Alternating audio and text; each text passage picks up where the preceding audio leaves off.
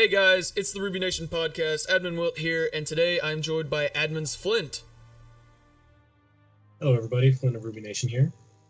Sun. What? Coco. I love how your voice changes when you start the intro. And Nora. Who? I swap into like my podcast voice is what I call it. Yeah. Hello. I'm Wilt of the RWBY Nation. I hate the sound of my own voice, so I have to make it as like pleasing enough to my own ears. But anyways, guys, we have Doesn't Volume everybody 4. hate their own voice?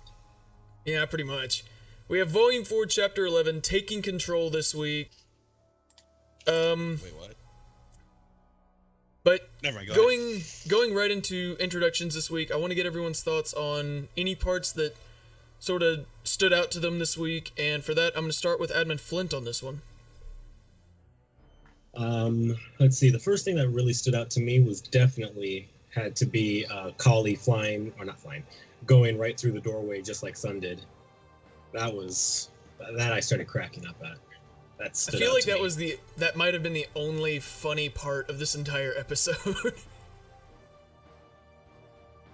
But it was. Yeah, it was. Everything else was supposed to be mostly serious. Yeah.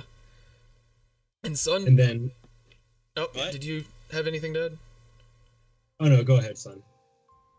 I was deeply disturbed, but also enjoyed the fact that Tyrion kept kicking out of that guy, out of the wolf thingy. I'm forgetting the names right now. Werewolf? Yeah. So he's just kicking out of it, and then literally you just watch the arm drop, and it's like, okay, he's dead. Okay, he's dead. You can stop. No. Oh, okay. You're still crying. All right. You're still showing him. Oh, nope. There. Okay. He's insane. Yep. Okay. He's insane. And Coco? I was very confused about why, like, normally when they kill something, it disappears, right? Yeah. Why didn't that disappear? It did. It disappeared off screen. Eventually. But, like, he was, like, beating it up for, like, a while. He was beating it up, but I think it was just, like, light strikes. It wasn't really a killing slice in half like Cinder did. Mm. Yeah. And then, like, literally the look on Ren's face when I, like, saw the creature thing, that was just, like, stabbing my heart, and I'm just like, no, I can't. Oh, yeah. I can't. Yeah, I think it is finally confirmed, like, it is just people are calling it the Nuckelavee Grim. I just call it baklava. I thought it was pronounced Nuckelavee. I still call it a Pegasus. Yeah. But it doesn't have wings. It can be a Pegasus if it wants to be a Pegasus. Let's just hope it doesn't have wings. Okay. I hope it doesn't fly. Yeah, that kind of would sort of add to the terrifying factor. That reminds me, one last thing. I apologize.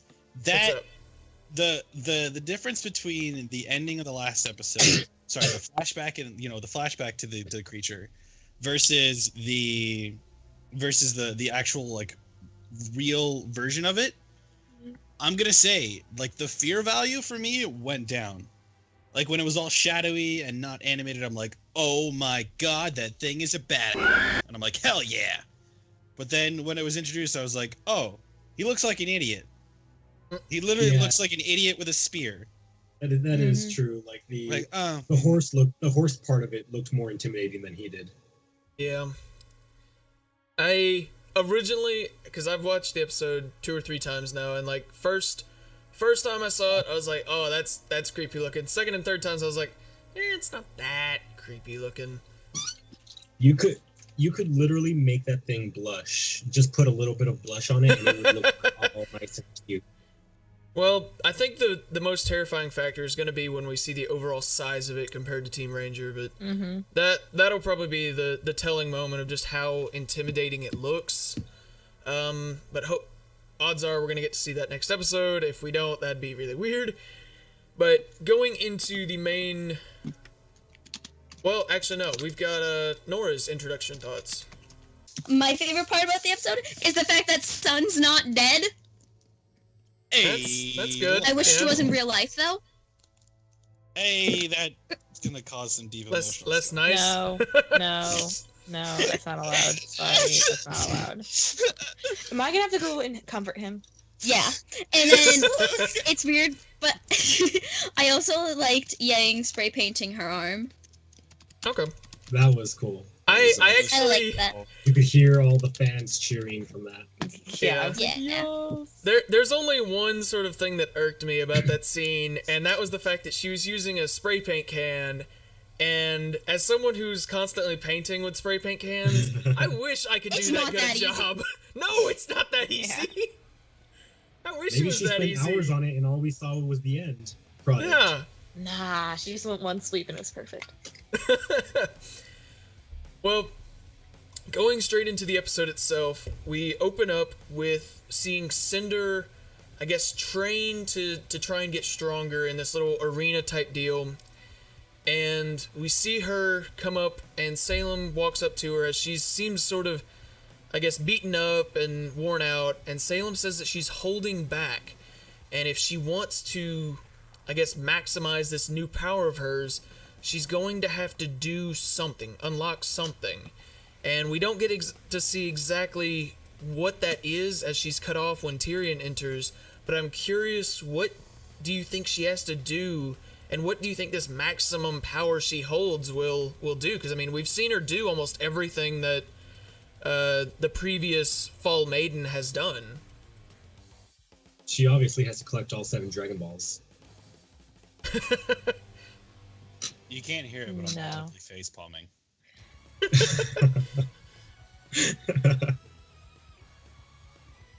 I can always appreciate a good Dragon Ball Z reference. Never watched it.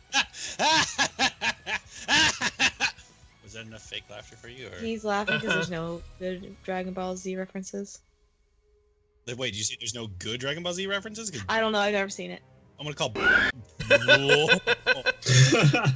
gonna have a serious talk after this. But anyway, I've only Now, watched, like, there may be 30 more good Dragon Ball Z abridged references, but there's still Yeah. some good ones.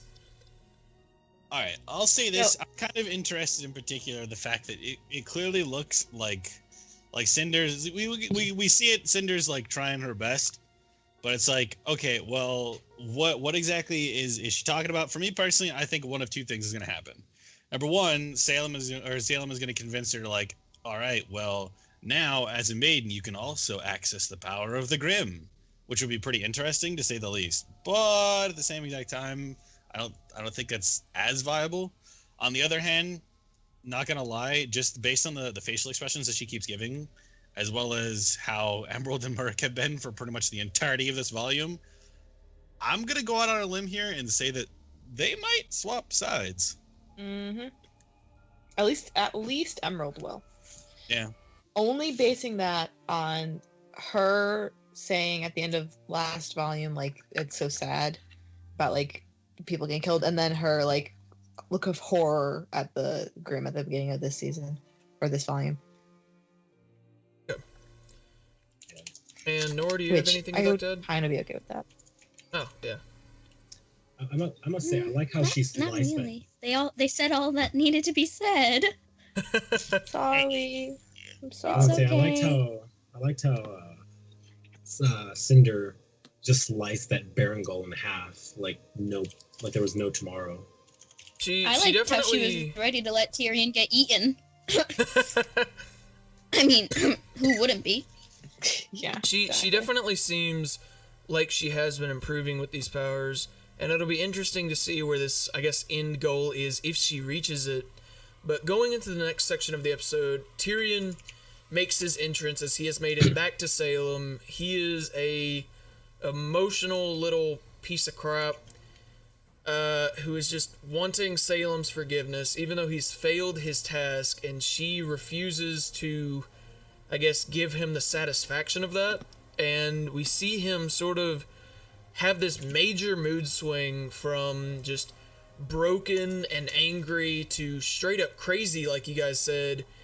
And in this little scene, it's like we also get a glimpse of Cinder's reaction to all of this. And Sun and Coco, you guys mentioned this already, but we've sort of saw a reaction from Cinder, like she may not have been expecting this, and she may be having second thoughts about all of this, and I'm curious, do you, like, I know Sun and Coco, you guys gave your opinion, but Flynt and Nora, do you think that Cinder may be having regrets about joining Salem? I don't think she's having regrets necessarily, but I think she's realizing that she signed up for a little bit more than she thought she would. It's one of those the grass is always greener situations. Okay. Yeah, what Nora said, that's pretty much sums up what I think. Like, she knew what she was getting herself into, but not the full extent. I just think she's not necessarily prepared. Okay. One of my original thoughts on it was that Cinder may have joined Salem solely for she was promised power, but she didn't necessarily understand the consequences of that power, and she like is now starting to see like the true horror of like what she's involved in now. So that would be a very interesting shift down the road if Cinder and Merc and Emerald did possibly make that transition. I don't think they would become good guys, but maybe they would just sort of disappear, maybe. But with Cinder being the Fall Maiden currently, I feel like that's possibly not going to happen. She's going to have to be utilized in some big way. So hopefully we'll get to see that maybe towards the start of the next volume, as we've started to see her expressions over this volume change a bit. But going from the darker tones of the intro into a more lighthearted section, we come into with Yang's story, and this was very cool. We got an opening scene of her spray painting both her arm and I guess repainting her Ember Celica, I guess to get rid of all of the battle damage that probably happened at the Fall of Beacon. But she is gearing up to leave again, and then Ty shows up, and he's basically not trying to stop her, but he asked her a very important question. He asked, "Where are you going?" And so my question for you guys is, do you think that she's going to go after Raven, RWBY, or some third ulterior destination? RWBY. Blake. No. Junior. What? Junior? Yeah, no, like, legit, like, I think she's gonna go to Junior because Junior will have the information she wants. Like, in Yellow, she went to him for information, so he probably still has information, so it makes sense to go back to him. Genius. Maybe. Oh, wow. Yeah. Actually, Wow, we all suck. I mean, Fun of me and I make sense. Nora's not wrong It on makes that, sense. but it seems like Junior's been sort of played out by now, I would assume. But I mean, Bring back it could always happen.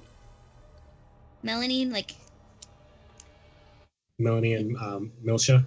yeah, they could bring them back because they were only in it for a little amount of time.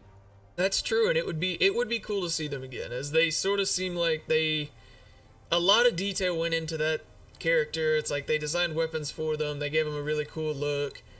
I mean, they did give That's them like voice every actors character. technically. True. But it's like any character that, no matter the screen time it feels like in this show, it's like you always want to see them come back because they've all got cool designs, they've all got cool weapons, and so it'd be cool to see just about any character come back by now. But it'll be very interesting to see how that plays out. And Son, what do you think? Son. What? I'm sorry. I was watching a video of RWBY-based alcoholic drinks. To answer your question, which I think, if I remember right, correct me if Where's I'm Yang wrong here. going? That's exactly what I was about to say. Let me finish, sir. Jeez. Anyway, I think the gang. Honestly, okay. So, a serious answer. Part of me honestly thinks that she's gonna go after Raven. She knows where she is. She wants some sort of, I want to say, like, idea concept, or she wants she wants answers, which I think Raven can provide more. And honestly, I hate to say this because I originally am going against an original prediction that I made way back when, but I think Raven might actually make more of an impact in Yang's life in either, if not this volume, then next volume. Okay. Like, I think she's gonna actually start not being a mom, and I don't know. I'm very interested in how Raven's going to handle it if she does go there. If she does go on the other end, if she does go after RWBY, it'll be nice to have the sister reunion. Definitely. I guess my personal thoughts on it were because, and we'll talk about it here in just a minute, but Weiss is going to Mistral, so most likely she will meet up with Ranger, and so we will have at least 2 of the girls reuniting of the original 4, and it would be interesting to see them put 3 together and then Blake off on her own. So I sort of agree with you, son. I feel like it may be going after Raven just to sort of keep the separation gap a little bit longer so that Yang can find out answers about certain things, maybe get closure at least, and just figure out what is going on, and then maybe with Raven seeing how Yang has sort of grown through this extremely detrimental event that has happened to her. Like, Raven's whole philosophy is like the strong survive. Maybe she will sort of take Yang in, seeing like how strong Yang is doing this and being able to get past all of that. So it'll be interesting to see. Odds are we won't get to see that answer until probably the intro of next volume, but it would be interesting to see if like we got at least a confirmation of where she's going during the finale. But going right from, I guess, Yang's little brief section of this episode, we go into Weiss's section of the episode as she is leaving Atlas with the aid of Klein. And as they are leaving, Weiss overhears some interesting conversation between Ironwood and Jacques. And I'm curious, like, what do you guys think this, I guess, closing of Atlas's borders is going to affect not only just the series going forward, but like the kingdom of, or the world of Remnant as a whole? It's definitely going to cause tension, especially between Jacques and Ironwood, as we could see, because Jacques, he's not going to be able to export any dust from his company. And we already saw that in an earlier episode where he got very angry with Ironwood about that. As for like relations between the kingdoms, I really wouldn't be able to put my finger on it.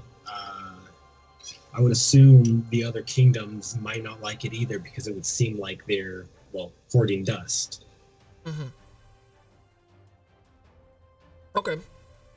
That's my view. Son? It's very what's the word I'm looking for? Interesting, I guess. I have mixed feelings. Okay. I really do. And that's perfectly understandable. We don't have a lot of insight as to what this could mean for the rest of Remnant, but I feel like it may, like, interesting is definitely the proper term for it, because like the lazy answer. It's not necessarily a lazy answer, it's just like there is so little known and there could be so many options that it could be that, like, it's almost a bit overwhelming, if anything, because like I got to thinking about it briefly, and before I get into my thoughts, I want to hear what Coco and Nora has to say. About what? Just like, what do you think, like, this separation of Atlas, like, controlling just import and export and all that, like, how do you think it's going to affect, like, the series as well as just the world of Remnant? Tyranny? Ironwood shutdown. How do you feel? It's very, definitely interesting is a good word for it. It's a thing. It is a thing, definitely. But the thing is are they going to be able to actually do it? Just because like whoever this council is, like Ironwood, like I kind of trust Ironwood's ideas on this, just because I hate Weiss's dad so much. But like, I don't know. Okay. Yeah. And Nora? I just think that it's gonna make, like, not like it doesn't have to do with anything like importing, exporting, stuff like that. But I think it's just gonna make it harder for Team RWBY to meet back up, because if Weiss is trapped there, then she gotta like escape. That's why she's trying to run before. Yeah, like if they're gonna be on high security, and then it's like, oh yeah, Weiss Shani is missing. Like it's a face that everyone will recognize. Well, going from the conversation with Ironwood and Jacques, right before Weiss's section ends, she tells Klein that she is headed to Mistral to meet up with Winter, who we find out from Ironwood has apparently been stationed there for a few weeks and is relaying information that danger is coming and that like they should be worried. And Ironwood trusts Winter, but Weiss is currently heading there. And so that'll be very interesting. We'll get to hopefully see the meet back up with Team Ranger and see how all that goes, as well as getting to see more Winter, which I'm sure a lot of us has been wanting, as Winter is a very cool character, and hopefully this will mean that we will be getting to see a lot more of her. But going from Weiss's section of the story, we transition right into Blake's, and we immediately open up with a, I guess, patched up Sun laying on the couch as he's waking up. And like Nora said, he's not dead.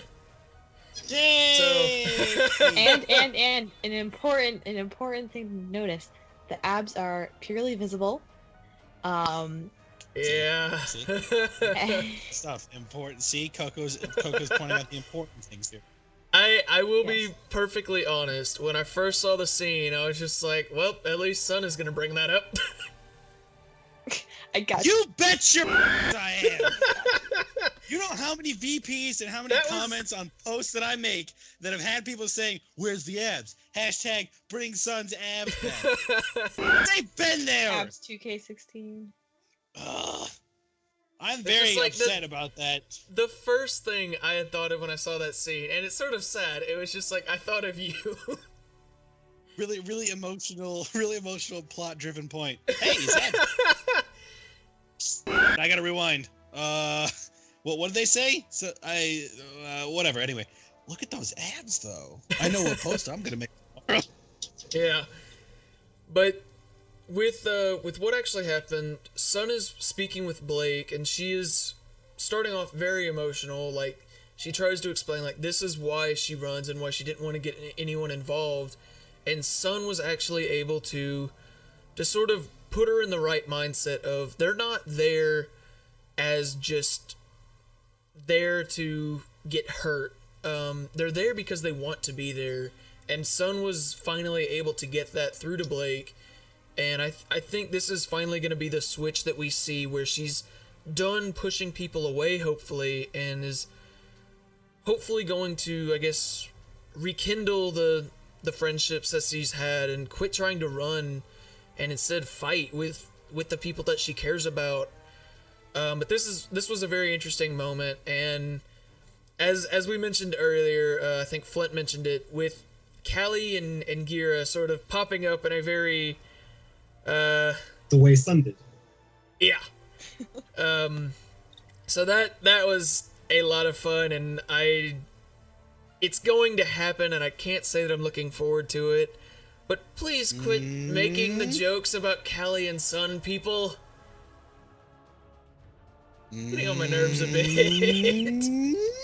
I love those jokes. They're hilarious. Keep on. They're funny for a brief time, but there's been some wrong images that I've had to look at going through DeviantArt, and I'm just tired of seeing them. They give me life, so I don't want them to stop. Don't go through DeviantArt, gosh. It's like, I am fine with Callie being like the fun-loving, like, if like the mother-in-law figure, I guess. But it's just, I'm tired of people shipping Callie and Sun. Wilt, you're aware that there's a filter for that stuff, right? I know, but Wilt is stubborn. I think it's hilarious, just the way she acts around him, and of course, like it. From the moment she said, "I like him," everybody should have seen it coming. yeah. The art would pop up. Everybody should have seen it coming. I She saw it ships coming. her daughter.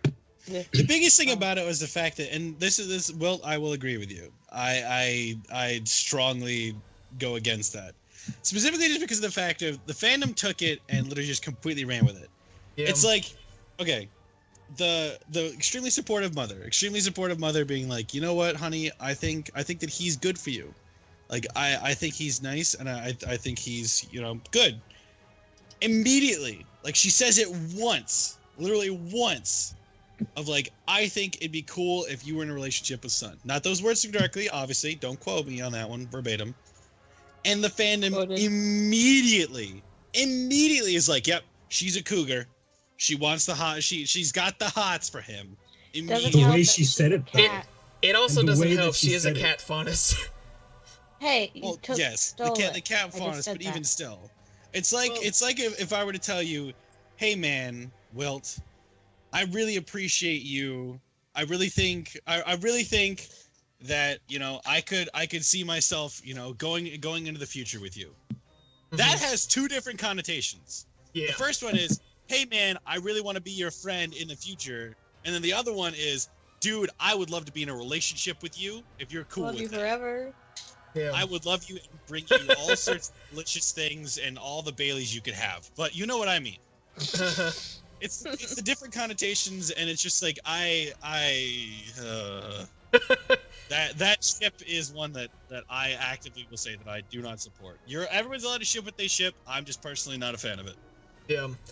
But going I from ship anything that has cute art.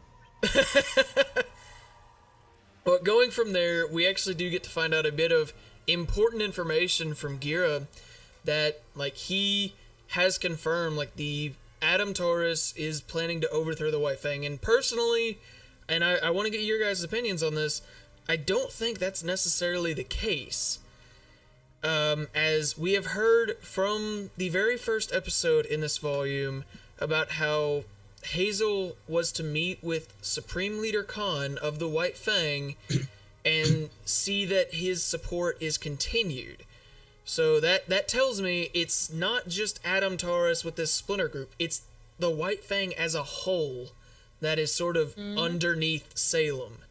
And so they may not have the full information on all this, but what we did get is Blake is now in, I guess, revenge mode. She has said that she is not going to fight the White Fang, she's going to try and take it back. And that is a very interesting thought, because, like, if, like, the case is right with Gira having to confront Khan about this, and them, I guess, suspecting that Khan is on their side, there may be a major fight with that, and so it'll be interesting to see where that goes. But I want to know, how do you Blake feel? v. Adam round 2. I want to know how you guys feel about Blake trying to take back the White Fang, even though Khan may be in cohorts with Salem. I feel she may not be making the right move because she's already listed as a traitor. And not only that, but trying to take it back after it's already become so radicalized the way it's been by attacking Beacon, that's going to be difficult. Unless they pull a cliche, you know, oh, you're all better than this, and then everybody realizes they're better than that. It's just like, okay. Okay. Son? I think it's is it bad that literally the first image that came to my mind was the Princess Bride? You've taken my father's battalion. Prepare to die. Yes. You're a base, I believe. I If need to someone rewatch can that make movie. That's such a that good movie. into Yeah, if we thing, could get that as fan art, I would be very happy. Yeah, just get that done, please. Work on Appreciate Just it. a Princess Bride RWBY crossover. I'd like it. Coco? I definitely think it's an idea. It's another whole thing like the Cinder, like might be a little bit in over your head. But I think if one of Team RWBY ends up with her, be a better idea. Or they can just be like, hey, Velvet, you're Faunus, get over here. Hey, you, get over here. Like, let's all kick some Faunus butts. We need more fun! We need more Faunus to help us kick Faunus butt. Okay. You know, like, she can't do it by herself. Guarantee it. And, like, in the opening, like, the theme thing, where, like, she's up against Adam, like, that might happen next episode. You know, like, interesting. I would definitely For sure. Yeah, like it was gonna go from 0 to 10 like really fast, I feel. Yeah, and that's definitely how I would feel as well. Just that would be instant. But it'd be an interesting This way to episode's leave good, off the volume. There was a lot of plot points that was bad. Yeah, but Blake versus Adam. Okay, yeah, all right. Okay. And Nora? I think that sorry. I think it'll be really interesting to see how she reacts to Blake. Not Blake. Adam, because the last time they saw each other, he was ready to kill her, and she was like, "I don't want to fight you."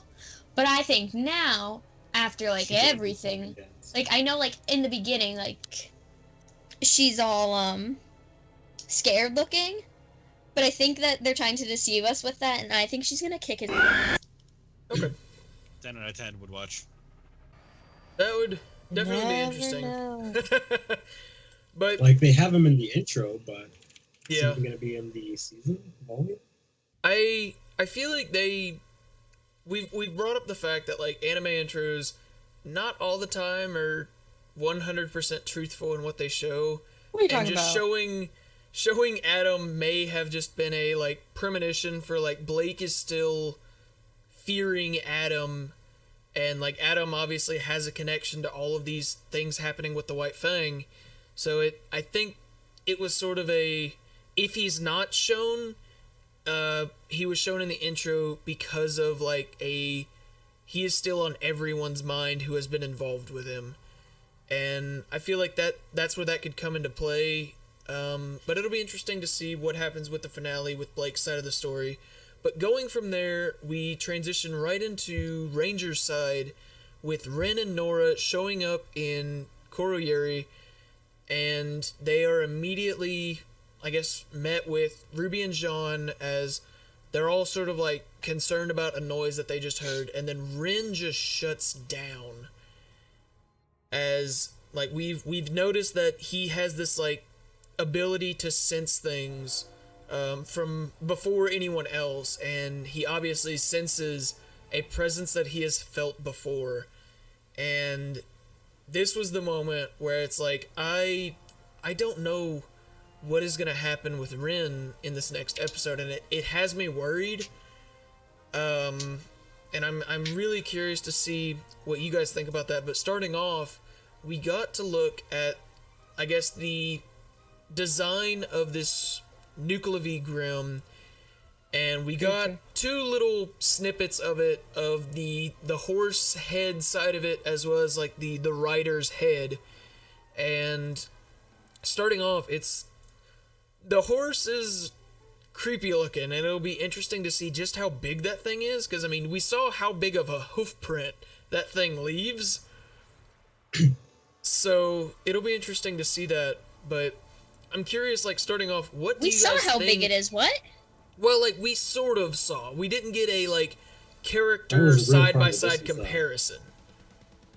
It's like, we know he is much bigger than, like, an average person, because, like, Lee Ren is, like, looking straight up at the thing, trying to shoot it. I'm assuming at point blank. And Like, this thing, it's gonna be big. It probably... If it can crush a house, it's gonna be huge. It's hitting trees. Overwatch. But I'm curious, what do you guys think of, I guess, the design choices they went for this creature? Even though we haven't seen all of it, I know we've brought it up a couple times how it may not be as intimidating as before, but just like, do you guys like the design they chose, or do you think they should have gone with something a little bit more intimidating? Yeah, I think I already said this. The horse part of it looks intimidating, but the head of the, I guess, like the horseman part of it just wasn't very intimidating. It looked like it was blushing to me. Okay. Horseback senpai. Let me what? I have an a assignment due at 12 o'clock in art. I can sort of see what you mean by that, because I do have an image pulled up for everyone to see of how it sort of looks like it's blushing, because it's sort of got like that skeletonized thin face to it, but it's got very pronounced cheekbones. So I could sort of see that.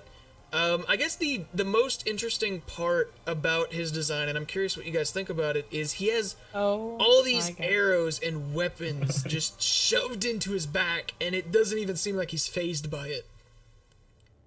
How much punishment do you think this guy can take?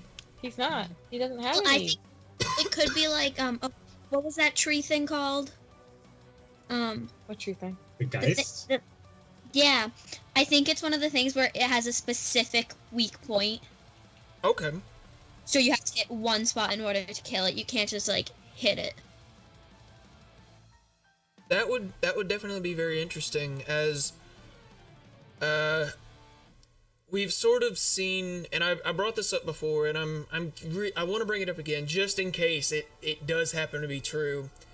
But I brought up the fact that Ren has this knife that his father gave him, and we've talked about like how that he may have just incorporated that into his guns, but if he still has the knife itself, it would be very interesting to see if Ren is the one to take this thing out by using that knife on whatever this guy's weakness, like you mentioned, is.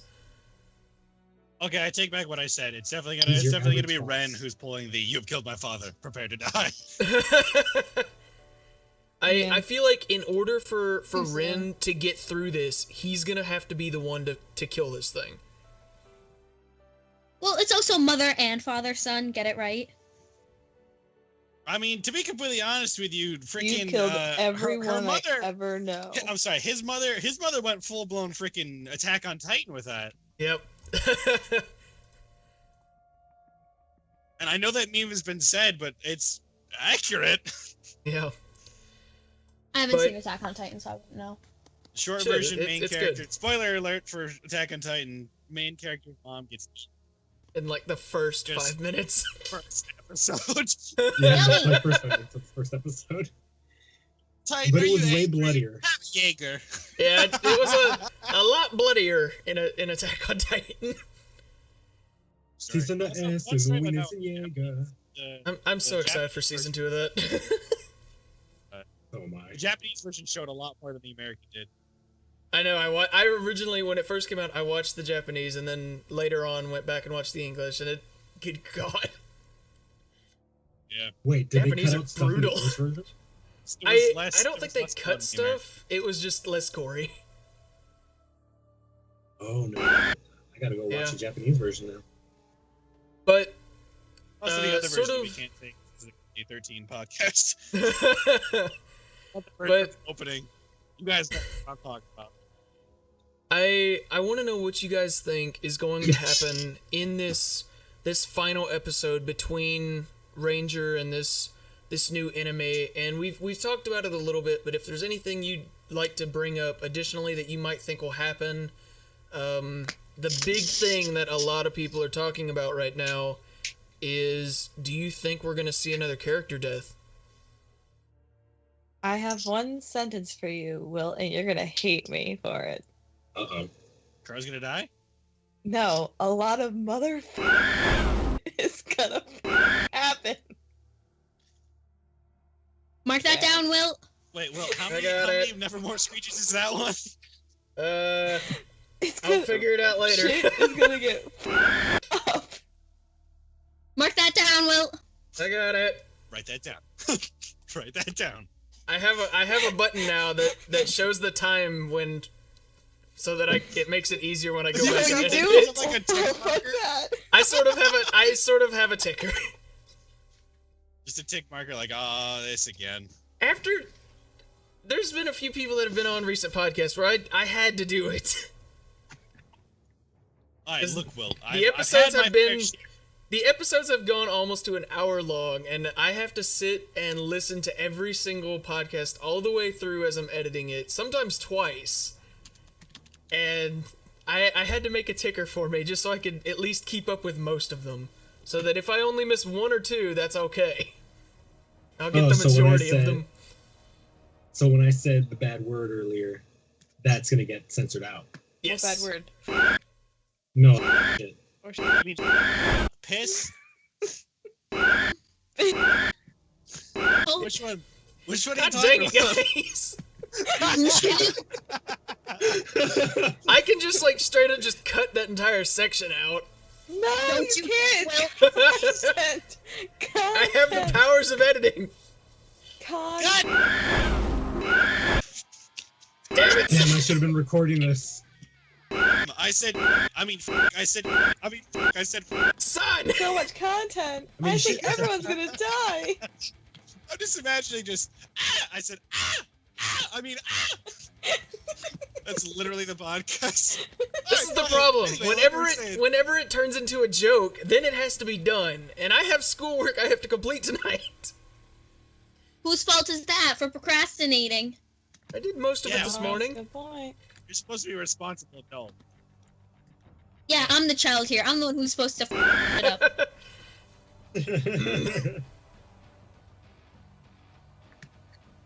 Anyways, Write that down, Wilt. I wanna get my computer screen just everyone's- went black.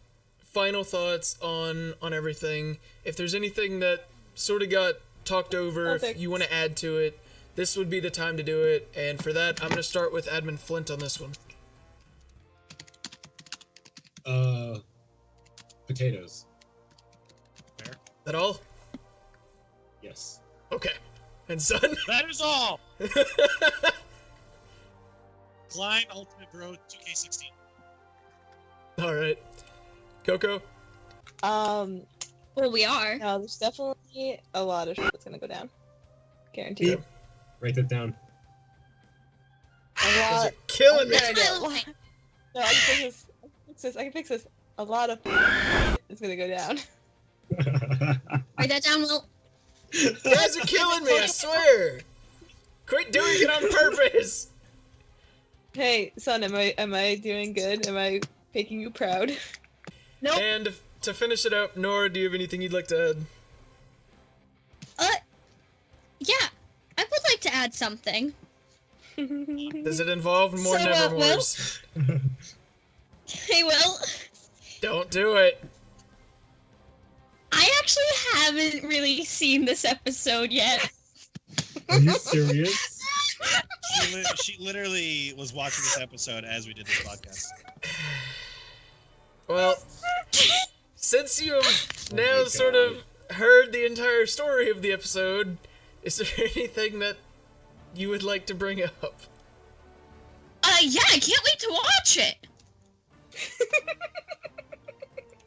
Well, I hope you saw the picture I sent to the chat of the. I did. Don't worry, I did. Okay, that's what you can look forward to. Yeah, Without blushing. Will put that in the thing. Write that Yeah, down. you gotta put it up and just have it in front of the entire screen. Wilt's never gonna let me on a podcast again. That's why we were dying laughing when she joined the Yeah. chat. Oh my god. What the hell? Did I do good? I've seen it. You would never have known unless she said it. Yeah. Alright, well, on that note, No, By the way, we're not asleep. Edit that picture that I sent into the. Oh, into it's it. on there. It's already on there. I don't even have to edit it in. Perfect. Hey, Lamau. Okay. No, Well- no, it's all all done. On that note, Well, I started Oh, mostly composed at the start of this episode, but I think Joke's on you, scrub. on that note, I think I'm gonna end it here. No. So thank you guys for No. watching the Ruby Nation podcast. No. This has been Admin No. Wilt with Admin's Flynt. Son. No. Make sure you guys follow the Twitch and the Facebook and the YouTube, because Oh. contrary to how this case go, he Oh. actually does really good stuff. I should have also said this. Follow me on YouTube, Flynt of Ruby Nation. I make the lyric videos. Coco. No. And Nora. No, but also please start sending your cosplay pictures to rubynationcosplay@gmail.com with the link, so I can give y'all cosplay spotlights of the week. Oh, I don't have a thing. Well, get good, scrub! Just you can. I have a YouTube. Well, I don't know the name of it though. female. The female. God, Coco! I'm sorry. It's a fucking pain in the gut! God, son, Yelling just at me, shut up. Nora. Hey, hate- don't be mean to my Coco. So help me to chicken tenders, I will Shoot, murder break your you. legs. Chicken. Where the hell is chicken? Whatever. He's being mean to me. I take my chicken tenders very seriously. This is And abuse. this is what I Hey. have to put up with on a weekly basis. So I'll see you guys next week. Thanks for watching. See you next week. I want the 36 chicken. Bye.